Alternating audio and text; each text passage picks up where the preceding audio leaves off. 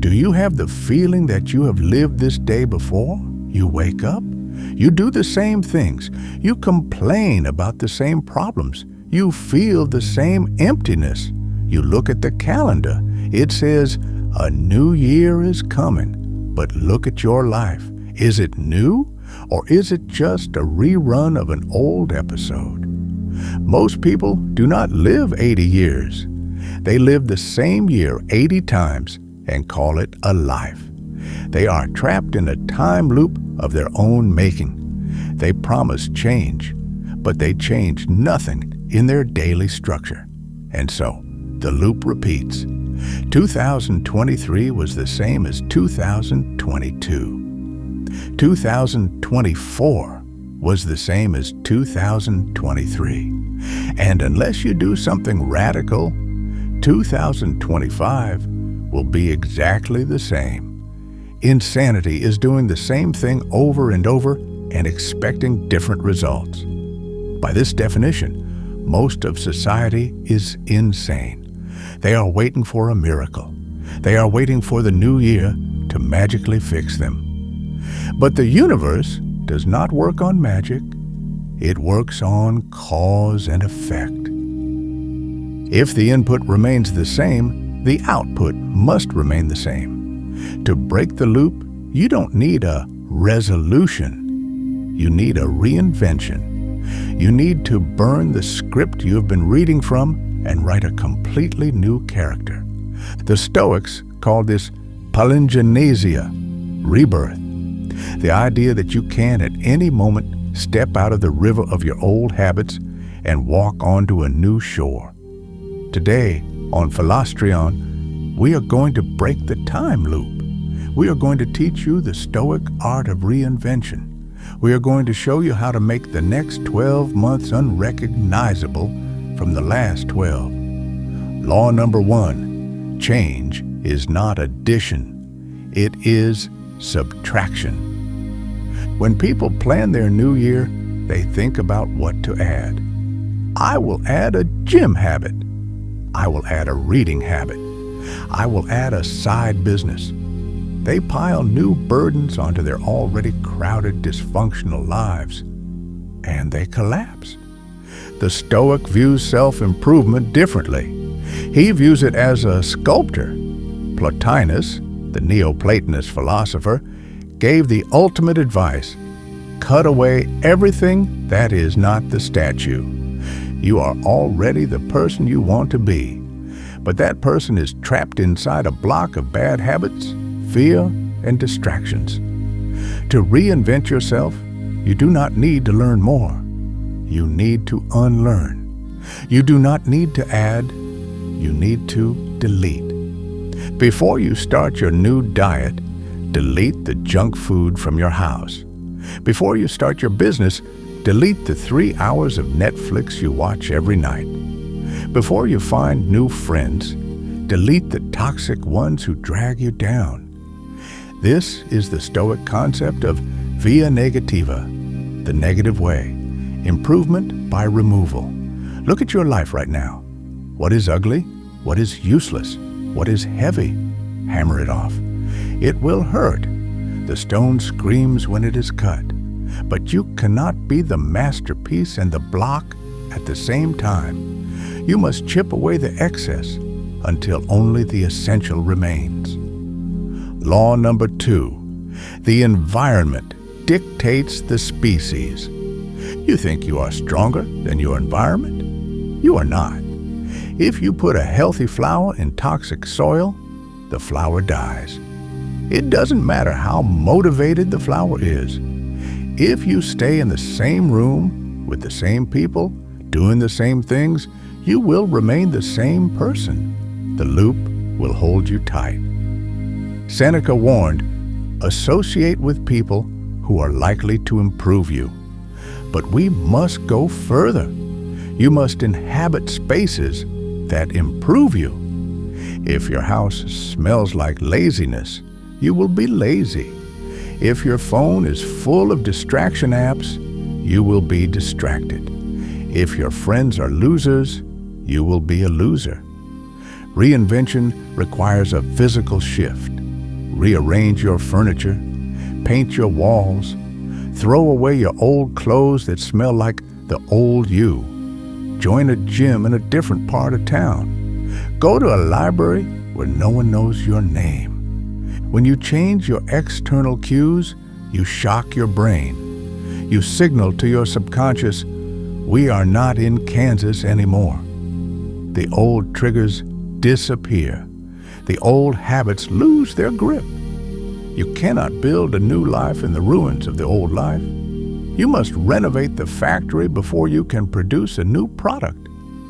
Design your world to make the person you want to become inevitable. Law number 3, embrace the valley of boredom. Here's why you fail every February. January is exciting. The start of the journey is filled with dopamine. The new you feels heroic. But then comes February, then comes March. The excitement fades. The results are not visible yet. The work becomes repetitive. Welcome to the Valley of Boredom. This is the filter. This is where the boys are separated from the men. Most people interpret boredom as a sign that something is wrong. They think, I'm not motivated anymore, I should quit. No, boredom is not a sign that you should stop. Boredom is a sign that you are doing the work. Greatness is not a montage of exciting moments. Greatness is doing the same boring rep, the same boring sentence, the same boring task thousands of times. The Stoic does not need to be entertained. The Stoic needs to be effective. Marcus Aurelius did the same duties every day for 19 years. He didn't ask for variety, he asked for strength. When the shine wears off, when the applause stops, when it's just you and the grind on a rainy Tuesday morning, can you keep going? If you can walk through the valley of boredom without turning back, you will reach the promised land. Fall in love with the repetition. The magic is in the mundane. Law number 4, identity shift. You are struggling to change because you still identify as the old you. You say, I am trying to quit smoking. This is weak. It implies you are a smoker who is making an attempt. You must say, I am not a smoker. This is an identity. It implies that smoking is something you simply do not do. Epictetus taught us that we must first tell ourselves what we are and then do what is necessary. First say to yourself what you would be, and then do what you have to do. Stop trying to lose weight. Become an athlete. An athlete trains. An athlete eats for fuel. It is not a chore. It is who they are. Stop trying to write a book. Become a writer. A writer writes every day. You must rewrite your internal code. When you are offered a donut, do not say, I can't eat that, I'm on a diet. That sounds like a punishment. Say, I don't eat that. That sounds like a standard. When you shift your identity, the behavior follows automatically. You don't have to force a vegetarian to not eat meat. They simply don't see meat as food. Convince yourself that you are the new character. Fake it until you become it. The old you is an imposter. The new you is the real you waiting to breathe. Law number 5, build in silence. The biggest mistake you will make this new year is announcing your plans. I'm going to run a marathon. I'm going to start a podcast. You post it on social media. You tell your friends. They clap. They say, wow, good for you. You get a hit of dopamine. You feel like you already achieved it. And because you feel satisfied, you lose the drive to actually do the work. This is called social reality. Your brain confuses the announcement of the deed with the doing of the deed. The Stoic builds in the dark. Seneca advised to Keep your intentions to yourself. Do not tell anyone what you are doing. Let them see the results. Let them wonder where you have been. Let them wonder why you look different. There is an immense power in being a mystery. When you keep your goals secret, the energy stays inside you. It builds pressure. It becomes a burning fire that forces you to act. Disappear for 6 months? Go into monk mode. Let your absence be felt, and when you return, let your success make the noise. The lion does not roar before the hunt. It roars after the kill. Law number 6, ruthless consistency. You overestimate what you can do in a day, and you underestimate what you can do in a year. This is the trap. You go hard for 3 days, burn out, and quit for 3 weeks. This is the rhythm of failure. The Stoic rhythm is steady. It is relentless. It is better to read 5 pages every single day than to read 100 pages once a month. Why? Because consistency builds momentum. Consistency builds the identity. Zeno, the founder of Stoicism, said, "Well-being is realized by small steps, but is truly no small thing." A 1% improvement every day means you are 37 times better by the end of the year. This is the compound effect. It is the math of the universe. Do not break the chain, even on your worst day, even when you are sick, even when you are sad. Do the bare minimum, but do something. Show up. Showing up is 90% of the battle. If you can just keep showing up for 365 days, transformation is mathematically guaranteed.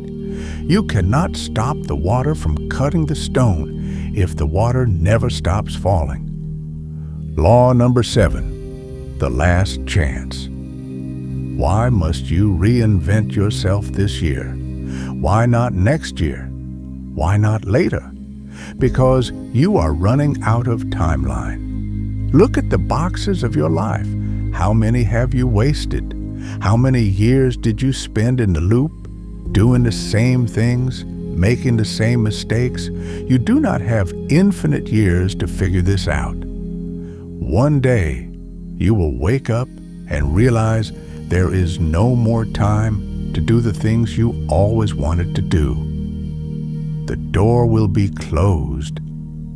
Seneca wrote, "It is not that we have a short time to live, but that we waste a lot of it."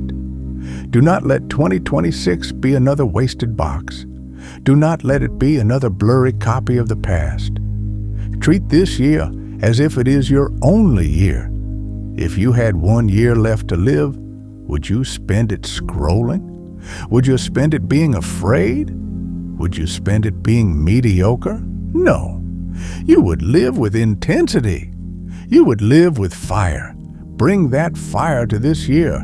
Break the loop. Shatter the old self. Step into the new timeline. The clock has started. Ascend.